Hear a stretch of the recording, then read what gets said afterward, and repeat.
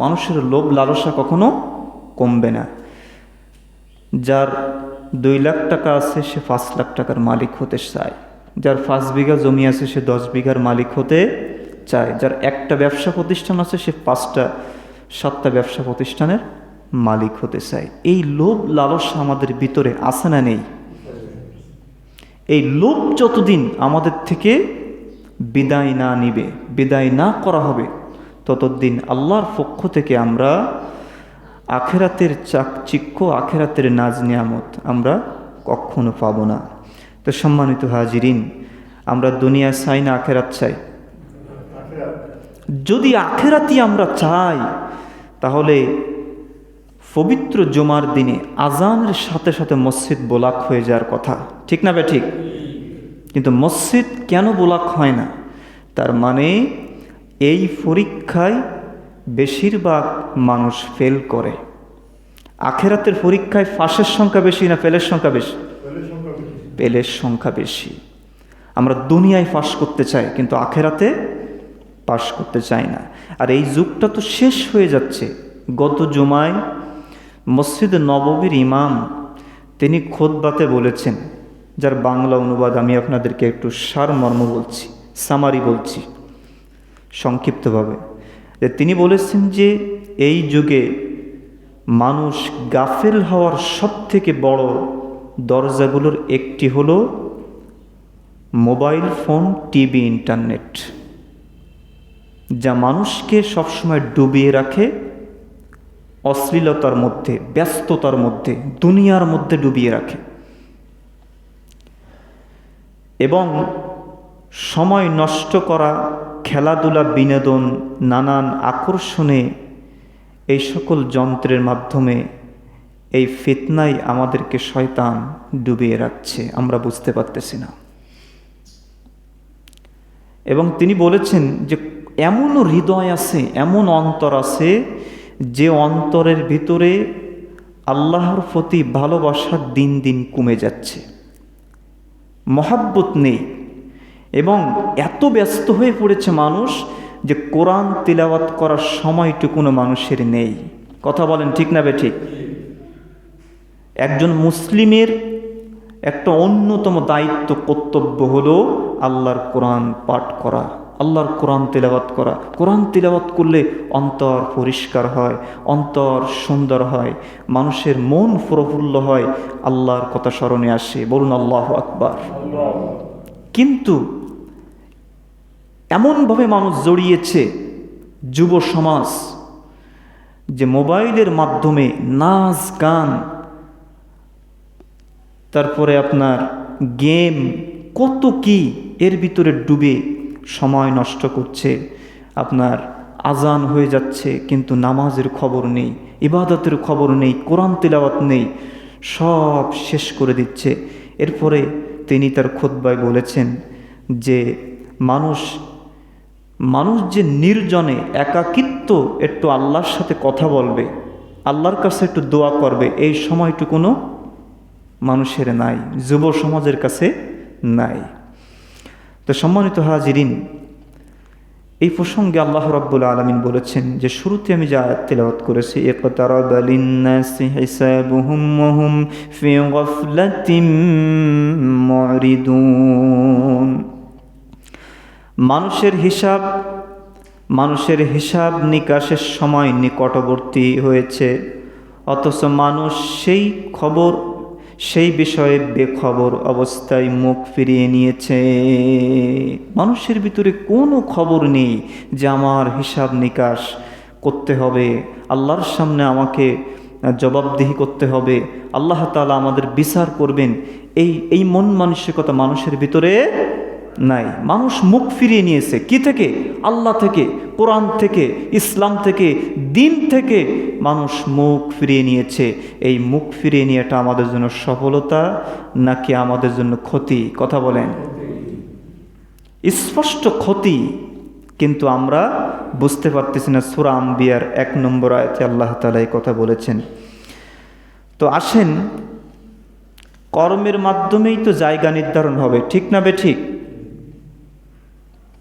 কর্ম যদি ভালো হয় তাহলে জায়গা ভালো হবে। আর কর্ম যদি খারাপ হয় তাহলে জায়গা খারাপ হবে। এটাই বাস্তবতা। জাহান্নামে যাওয়ার কারণ 60টি। কয়টি বললাম? জাহান্নামে যাওয়ার কারণ 4টি। আল্লাহ রাব্বুল আলামিন বলেছেন, ভালো করে খেয়াল করেন ইমানদার মুসলমান, আল্লাহ তাআলা বলেছেন, ক্বালু লাম নাকু মিনাল মুসাল্লিন। আল্লাহ রাব্বুল আলামিন বলেন, তাদেরকে যখন প্রশ্ন করা হবে যে তোমরা জাহান্নামে কেন এলে, জাহান্নামে কেন প্রবেশ করলে, তারা এক কথায় উত্তর দেবে যে আমরা দুনিয়াতে নামাজি ছিলাম না। ক্বালু লাম নাকু মিনাল মুসাল্লিন।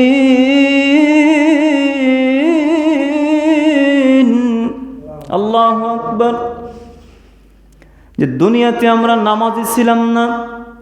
মুয়াজ্জিন যখন আজান দিত, যখন মুয়াজ্জিন বলতো হাইয়া আলাস সালাহ, নামাজের জন্য এসো, সালাতে এসো, যখন মুয়াজ্জিন বলতো হাইয়া আলাল ফালাহ, কল্যাণের জন্য এসো, ভালোর জন্য এসো, তখন আমরা কি করতাম? এই আজানকে গুরুত্ব দিতাম না। আমরা হেলায় সময় নষ্ট করতাম দোকানপাটে বসে। আমরা সেখানে দোকানপাটে বসে আমরা সময় নষ্ট করতাম, সেখানে গল্প করতাম, আড্ডা দিতাম, কিন্তু আমরা যথাসময়ে নামাজে আসতাম না। দোকানে বসে আড্ডা পিটানো, বাজারে বসে সময় নষ্ট করা চিরদিনের জন্য হারাম। কথা বলেন ঠিক না বেটি? চিরদিনের জন্য হারাম। সময় নষ্ট করা যাবে না। সময়ের মূল্য আছে না নেই? আল্লাহ রাব্বুল আলামিন বলেছেন, ওয়াল আসরি ইন্নাল ইনসানা লাফি খুসর। সময়ের কসম, নিশ্চয়ই মানুষ ক্ষতির মধ্যে আছে, ভুলের মধ্যে আছে। মানুষ ক্ষতির মধ্যে আছে কিনা? মানুষ ক্ষতির মধ্যে রয়েছে। মানুষ অযথা সময় নষ্ট করে, সময়কে মূল্যায়ন করে না। যখন আল্লাহ তাআলা বলবেন তোমরা জাহান্নামে আসার একটা কারণ তাহলে যে তোমরা নামাজি ছিলে না, হেলায় সময় নষ্ট করতে, গল্প গুজব করে বাড়িতে বসে শুয়ে বসে সময় নষ্ট করতে, কিন্তু তোমরা নামাজে আসতে না, তাহলে জাহান্নামে যাওয়ার 4টি কারণের 1 নম্বর কারণ হলো যে সেদিন তারা বলবে 1 নম্বরে যে আমরা নামাজি ছিলাম না, এই জন্য আমরা জাহান্নামে প্রবেশ করেছি। সেদিন কি কোনো ক্ষমতা দিয়ে, কোনো বল দিয়ে, কলের মাধ্যমে সেদিন জাহান্নাম থেকে বাঁচা যাবে?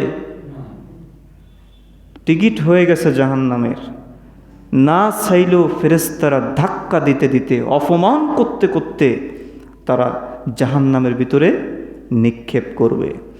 এরপরে 2 নম্বর কারণ, একটা হচ্ছে নামাজি ছিলাম না এই কারণে জাহান্নামে প্রবেশ করেছি, আর একটা হচ্ছে নামাজ পড়তাম, নামাজ পড়েও জাহান্নামে এসেছি। কথাটা একটু কেমন হয়ে গেল না?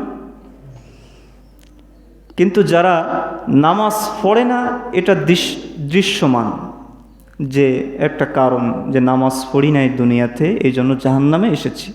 আর নামাজ পড়ে জাহান্নামে যাচ্ছি, কেমন হয়ে গেল বিষয়টা?